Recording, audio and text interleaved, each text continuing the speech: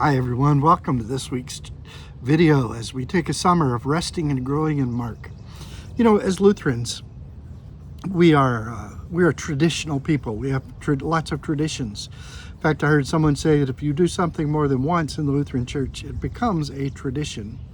And a lot of our traditions are good and useful, but not all of them are. And when we get into Mark 7 this week, we're seeing Jesus dealing with the traditions of the first century Jewish church. They had an elaborate system of traditions that had become an elaborate system of rules. They had things you couldn't do, things you couldn't eat, things you couldn't touch, lots of don'ts in their system. And these things that were man-made, human-made, they started with God's commands, and then they added to them and added to them and added to them to the point that they were no longer the commands of God. And Jesus says some very strong words, and he spends a lot of his time in Mark 7 on this, saying, you have gotten away from the commands of God, and you've replaced them with the commands of men. Those things that were intended to be godly have actually caused them to push God out of the picture. What are some of our traditions?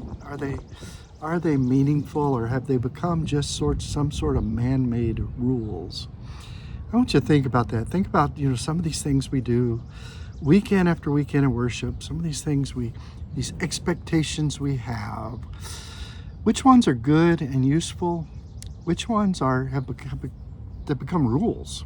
They're something that was intended to draw us closer to God, has become a burden. Jesus also spent a lot of time in this chapter talking about clean and unclean, the dietary laws of the day, and he tells them, it's not a matter of what you eat that makes you unclean. It's not what you put in, it's what comes out. And then in Mark's gospel, Mark 7, he leaves and goes over to Tyre, which is a Gentile area.